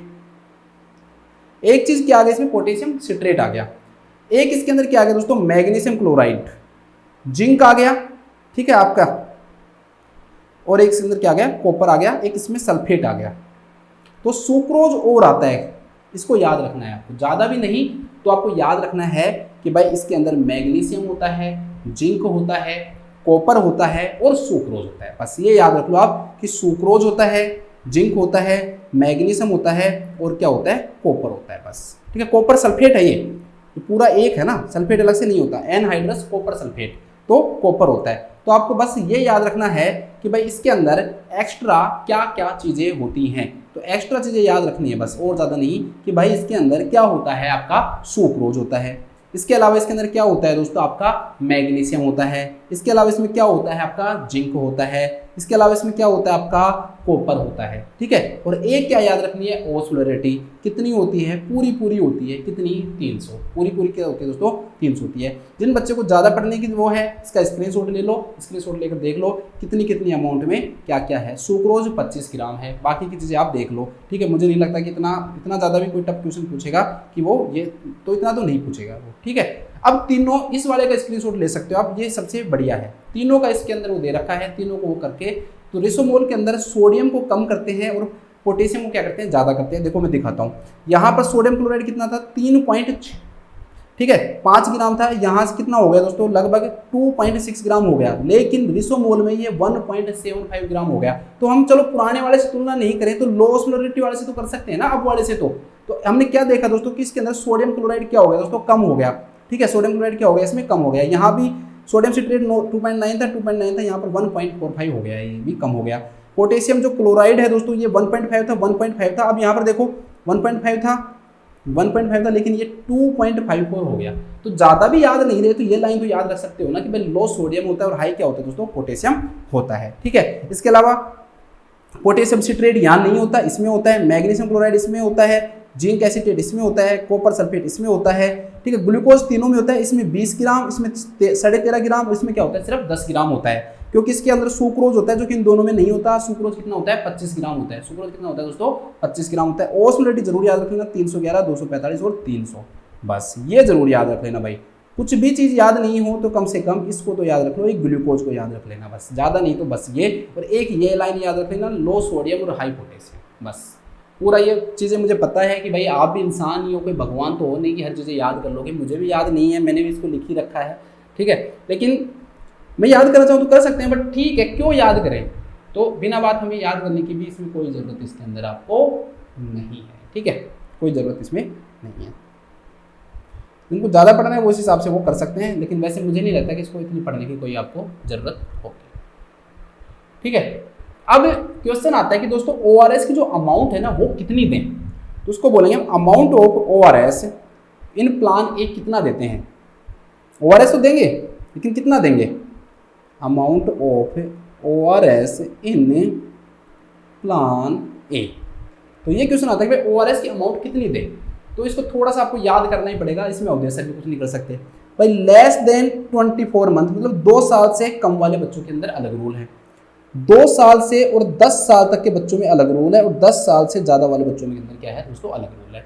याद कुछ नहीं करना, 2, 10, बस इतना याद करना है, 2, 10 याद करना है आपको। वैसे 2, 10 से कैसे काम चलेगा भाई, 2 से कम और 10 से ज़्यादा, भाई 2 से कम और 10 से ज़्यादा हो गए तीनों। अब फ्लूइड में भी कुछ याद नहीं करना, दुगना करना है, 500 याद रखना है, 500 का दुगना कर दो 1000 हो जाएगा, 1000 हो जाएगा, 1000 का दुगना कर दो 2000 हो जाएगा। याद हुआ या नहीं हुआ, 2 चीज़ें याद करी, 2 से 10 है तो 2 से कम है, 10 से ज़्यादा है, 500 ml है, 2 ही यही चीज़ें याद करवा रहा हूँ, और कुछ तो भी याद नहीं करवाई ना, बस यही चीज़ याद करवाई है। इसके अलावा ये और माना जाता है दोस्तों कि अगर और स्टूल हो रहा है, और क्या हो रहा है दोस्तों, स्टूल हो रहा है, मतलब और ज़्यादा वो स्टूल पास कर रहा है, तो हम 50 से और 100 ml, कितना, 50 से 100 ml after each loose stool ऐसे नहीं है कि भाई, ठीक है, मतलब वोटरी स्टूल हो रहा है ना, लूज स्टूल हो रहा है, तो हम एक्स्ट्रा क्या देंगे, 50 से 100 ml। अगर एक बार जा रहा है तो एक बार, 2 बार जा रहा है तो 2 बार। अब यहाँ पर इसे दुगना कर दो, 50 का दुगना क्या हो जाएगा दोस्तों, 100 हो जाएगा, 100 का दुगना क्या हो जाएगा, 200 हो जाएगा। यहाँ पर कुछ नहीं करना, यहाँ पर एक वर्ड आता है, वो आता है एड लिब। तो हो सकता है कि आपसे पूछ ले कि भाई एड लिब क्या होता है, ठीक है। एड लिब जो है ना दोस्तों, उसका मतलब क्या होता है? एड लिब का मतलब ये होता है कि भाई हमें बच्चा जितनी डिजायर करे, एज डिजायर, इस वर्ड का क्या मीनिंग होता है दोस्तों? एज डिजायर, मतलब जितना मन करे ना उतना पी सकता है इसमें बच्चा, कोई वो नहीं है, ठीक है। मतलब स्टूर हो रहा है तो जितना उसका मन करे उतना पी सकता है। तो याद करने के लिए क्या याद किया आपको? दो चीजें याद की, 2 से 10 साल, तो 2 से कम, 10 से ज्यादा, और 500 ml, 500, 500 से ज्यादा 1000 और 2000। यहाँ 500 है तो 50 कर दो, 50 से 100, 100 से 200 और एज डिजायर। भाई याद हो गया या नहीं हुआ? 2 बार और सुन लेना, याद हो जाएगा। मुझे पता है थोड़ा सा टफ होता है, लेकिन पढ़ाई अगर इतना ही मजा आता तो सब पढ़ लेते, सभी क्या हो जाए, गवर्नमेंट जॉब में लग जाए। दोस्तों एक क्वेश्चन बताओ आप, अगर मान लो कि जो बच्चा है उसको हो जाए वॉमिटिंग, ठीक है, अगर बच्चा है दोस्तों उसको क्या हो जाए, वॉमिटिंग हो जाए, तो आप क्या करोगे? क्या ORS देना बंद कर दोगे क्या? ठीक है, क्वेश्चन क्या है कि अगर जो बच्चा है, छोटा बच्चा है, वो अगर वॉमिट कर दे, इफ ए चाइल्ड वॉमिट, आपने ORS दिया, उसने क्या कर दिया दोस्तों? वॉमिट कर दिया, तो क्या करोगे? तो दोस्तों आप वेट करोगे, मेरे आने का नहीं, वेट फॉर 10 मिनट्स, 10 मिनट क्या करोगे? इंतजार करोगे, 10 मिनट क्या करोगे? इंतजार करोगे। उसके बाद में दोस्तों आप क्या दोगे? स्लोली दोगे, धीरे धीरे दोगे। कैसे दोगे दोस्तों? स्लोली दोगे। कैसे? 1 स्पून दे दी, ए स्पून मतलब कि 5 ml दे दिया आपने हर 2 से 3 मिनट में, ऐसे छोटे बच्चे को, ठीक है, धीरे धीरे देंगे। वॉमिट नहीं करा तो उसको, जैसे 2 साल से कम का बच्चा होता है ना, तो 2 साल से कम का है तो उसको हम क्या करते हैं कि हर 1 से 2 मिनट में देते हैं। अब यहाँ 2 से 3 मिनट में दे रहे हैं तो स्लोली दे रहे हैं। क्या दे रहे हैं? स्लोली दे रहे हैं, ठीक है। जैसे वैसे हम धीरे धीरे कैसे देते हैं? जैसे 2 साल का बच्चा है, मान लो 2 साल से कम का बच्चा है जिसको वॉमिट नहीं हुई ORS पिलाने के बाद, तो उसको हम 1 से 2 मिनट के अंदर देते हैं 1 स्पून, ए स्पून। लेकिन अगर वॉमिट हो गई तो फिर उसको धीरे धीरे देंगे। टाइम कितना लेंगे? 2 से 3 मिनट का लेंगे 1 चम्मच पिलाने में, और पहले कितना ले रहे थे? 1 से 2 मिनट का ही ले रहे थे, तो थोड़ा सा टाइम वो कर देंगे। और एक ये याद रख लेना कि वेट करेंगे हम 10 मिनट, ठीक है, वेट कर लेंगे 10 मिनट। ये 1 से 2, 2 से 3, ये याद हो तो ठीक है, नहीं है या ऐसे याद रख लो 1 से 2 और 2 से 3। वॉमिट नहीं कर रहा तो 1 से 2 मिनट में 1 चम्मच देंगे, और अगर वॉमिट कर रहा है तो 2 से 3 मिनट में क्या देंगे दोस्तों? हम 1 चम्मच, ठीक है। बस खत्म हो गया ये आपका ट्रीटमेंट प्लान ए। अब हम आ जाते हैं नेक्स्ट दोस्तों आपका treatment plan B. Treatment plan B में आ जाते हैं। बी में कुछ नहीं रखना, बी आपको जैसे ही आया दोस्तों, बस एक सबसे इंपॉर्टेंट क्वेश्चन आता है इसमें कि ओवर 4 आवर्स, मतलब कि 4 घंटे के अंदर अंदर हमें बच्चे को ORS ही देंगे, कितना? 75 ml पर kg के अकॉर्डिंग। क्या देंगे दोस्तों? ORS या रीहाइड्रेशन थेरेपी भी बोल सकते हैं। मतलब ORS नहीं है तो उसके जैसा ही कुछ, रीहाइड्रेशन थेरेपी। कितना देंगे? 75 ml पर kg। तो ये बहुत इंपॉर्टेंट है दोस्तों, ये सेंटेंस ही अपने आप में बहुत बड़ा क्वेश्चन है कि कितना देते हैं? 75 ml पर kg देते हैं। लेकिन अगर बच्चा दोस्तों मना कर दे कि भाई मेरे से तो माउथ से नहीं लिया जा रहा, तो नहीं लिया जा रहा तो भाई एनजी ट्यूब से दो। नहीं लिया जा रहा तो फिर हम किससे देंगे दोस्तों? एनजी ट्यूब से देंगे, ठीक है। किससे देंगे? एनजी ट्यूब से। अब ये दोनों देने के बाद में मान लो कि दोस्तों डिहाइड्रेशन क्या हो गया? डिसअपियर हो गया। आपने देखा ये दिया, डिहाइड्रेशन अब बच्चे के अंदर नहीं है। तो एक चीज और याद रखनी पड़ेगी आपको। अब आपको क्या देना है दोस्तों? अगर उसको स्टूल आए तो 10 ml पर kg के हिसाब से देंगे उसको, हर स्टूल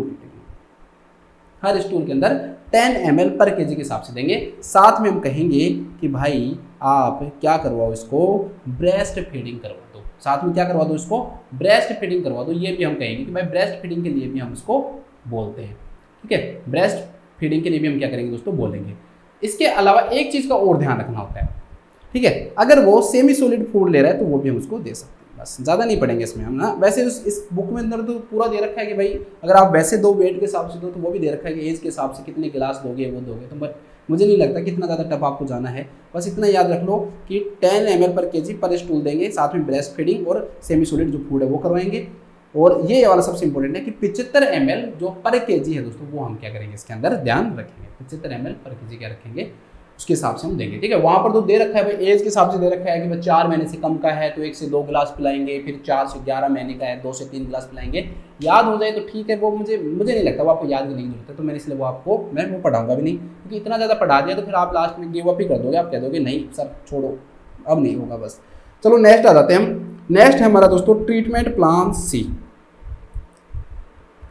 जब बच्चा ओरली एक्सेप्ट कर ही नहीं रहा दोस्तों, तो सीधी सी बात है कि हम इमीडिएटली स्टार्ट करेंगे आईवी फ्लूइड। हम इमीडिएटली क्या देंगे दोस्तों? आईवी फ्लूइड देंगे। हम इमीडिएटली क्या देंगे? आईवी फ्लूइड देंगे।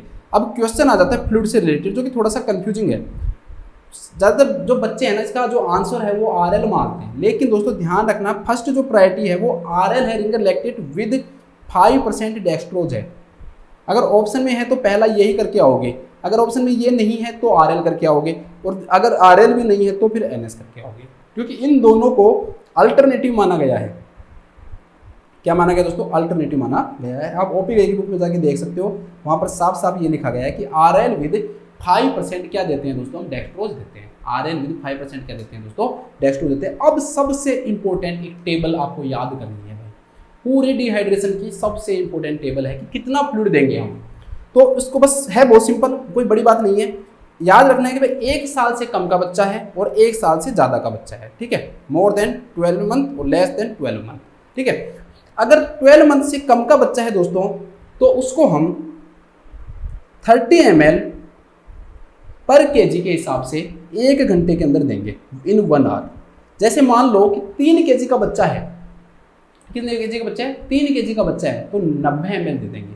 अगर 10 केजी का बच्चा है दोस्तों तो 300 ml दे देंगे 1 घंटे के अंदर अंदर ही। ये जो प्लान है ना, जो मैं आपको टेबल बता रहा हूँ, ये 6 घंटे के लिए है। ये कितने घंटे के लिए है? 6 घंटे के लिए ये है। किसके अंदर?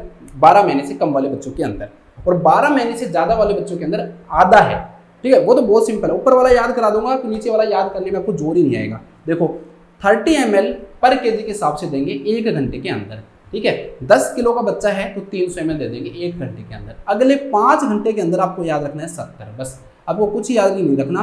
70 ml पर केजी के हिसाब से देंगे इन 5 आवर्स। अगले 5 घंटे के अंदर हम अब 70 ml पर केजी के हिसाब से देंगे। एग्जाम्पल के रूप में मान लो एक तरह से कि जो बच्चा है वो 10 केजी का है, वैसे तो 12 महीने का बच्चा है ना, 10 केजी को मान लो, चलो ठीक है, लेस देन, एग्जाम्पल के रूप में बता रहा हूँ। 30 ml पर केजी के हिसाब से दिया तो 30, ऐसे मत कर सर 10 किलो का कैसे होगा, 30 के हिसाब से दिया तो 30 ml गुना 10, हमने उसको 1 घंटे के अंदर कितना फ्लूइड दे दिया दोस्तों? 300 ml दे दिया इन 1 आवर। अगले 5 घंटे के अंदर हमें 70 के हिसाब से देना है, तो 70 गुना में 10 कितना हो गया? 700 ml। तो अगले 5 घंटे के अंदर हम कितना देंगे दोस्तों? 700 ml फ्लूइड देंगे। अगले 5 घंटे में कितना देंगे? 700 ml फ्लूइड देंगे। तो इस प्रकार से हम देंगे, लेकिन मोर देन 12 मंथ है ना, तो ये टाइम जो है वो आधा हो जाएगा, फ्लूइड इतना ही रहेगा, टाइम आधा हो जाएगा, क्योंकि वहां पर और भी ज़्यादा लॉस के क्या है? चांसेज है।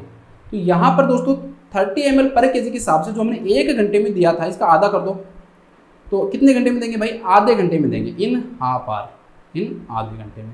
70 ml पर केजी याद रखना है, इसको भूलने की कोई जरूरत नहीं है। लेकिन 5 घंटे का आधे कितने हो गए दोस्तों? 2.5 घंटे हो गए। 2.5 घंटे में याद आपको क्या करना है? देखो याद आपको क्या करना है? 30 है और 70 है, 30 है और 70 है, 1 घंटा है और 5 घंटा है। इधर 30 है और 70 है, लेकिन आधा घंटा है और 2.5 घंटा है। 1 साल से कम का है और 1 साल से क्या है दोस्तों? ज़्यादा का है। बस यही तो याद करनी है टेबल में। लेकिन भाई एग्जाम के पॉइंट ऑफ व्यू से क्या खतरनाक क्वेश्चन आ सकते हैं इससे, बहुत इंपॉर्टेंट है, थोड़ा सा याद रख लेना इसको दोस्तों, इसको आपको याद रखना ही रखना पड़ेगा।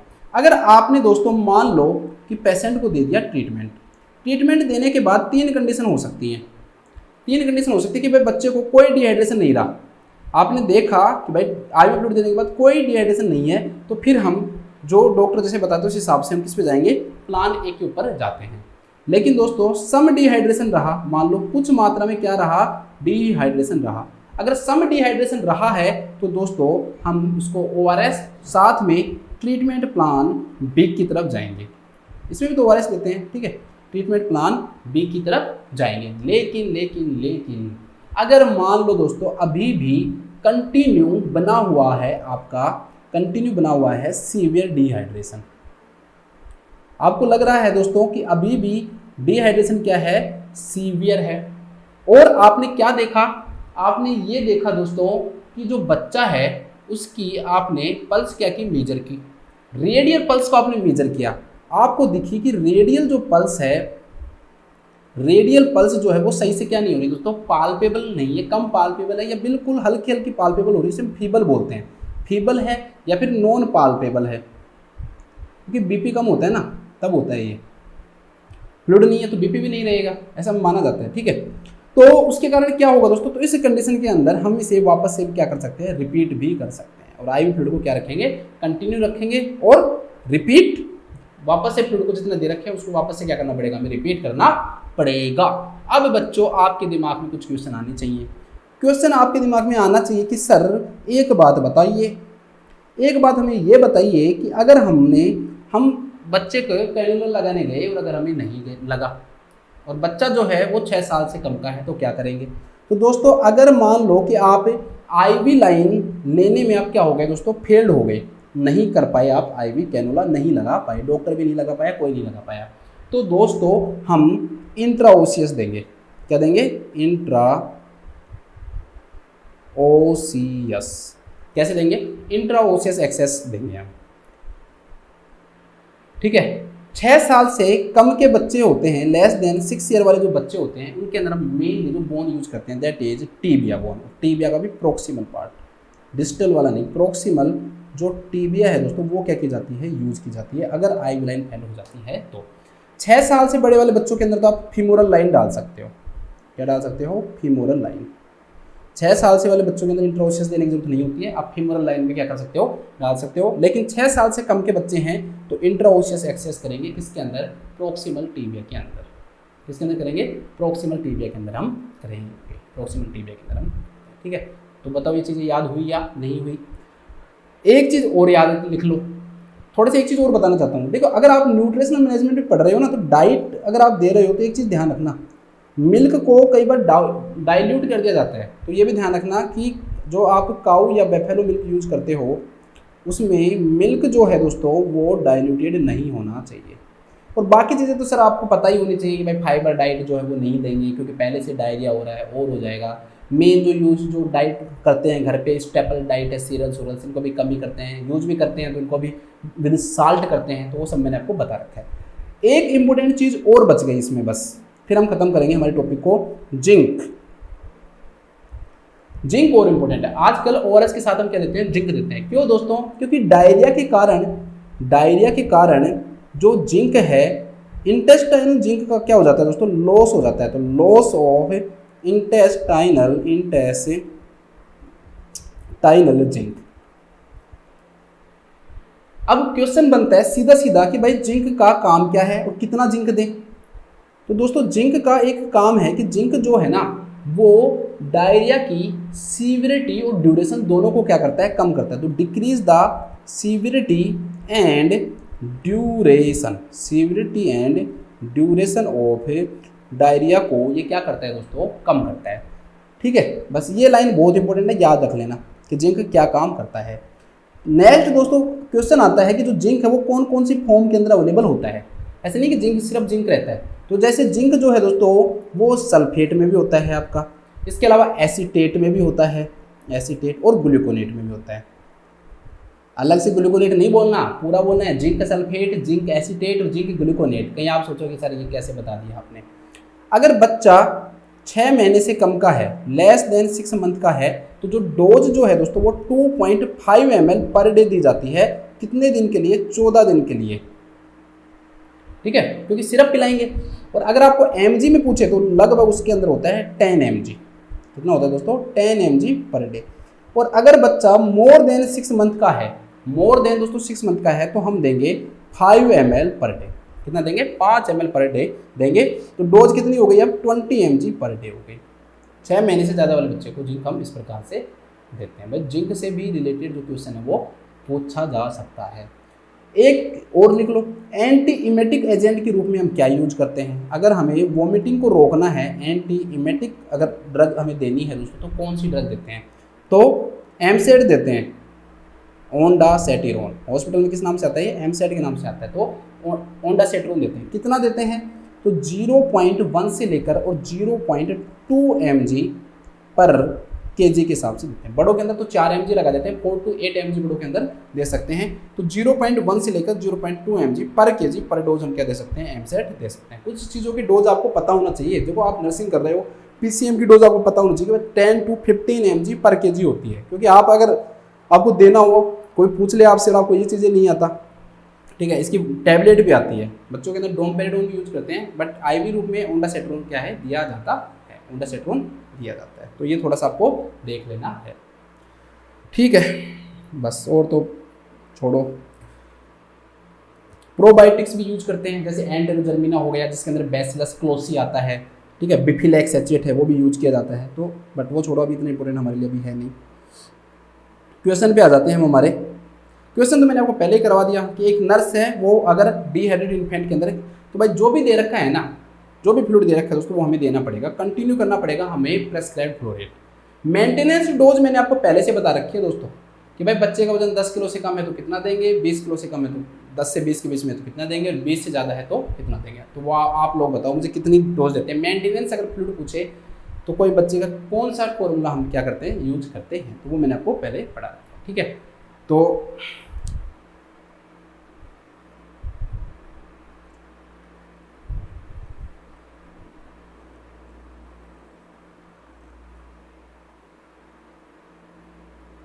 चलो एक दो क्वेश्चन और देख लेते हैं जल्दी जल्दी, छोटे छोटे क्वेश्चन हैं। A 5 month old infant is brought to the paediatric clinic. एक 5 महीने का बच्चा है दोस्तों, ओल्ड इन्फेंट है, और पीडियाट्रिक क्लिनिक में उसको क्या हुआ, लाया गया है। For a routine monthly examination board assessment alerts the nurse to notify the health care provider. तो एबनॉर्मल चीज़ ढूंढनी है दोस्तों। टेम्परेचर 99.5 आपको एबनॉर्मल लग रहा होगा, लेकिन जो बुखार है वो 100.4 या उससे ज़्यादा में माना जाता है, या 38 डिग्री फ़ारेनहाइट में माना जाता है, तो इसको हम नॉर्मल फाइंडिंग मानेंगे, ठीक है। 5 महीने के बच्चे के लिए बीपी कोई कम नहीं है, 75/48, ये भी क्या है, नॉर्मल है।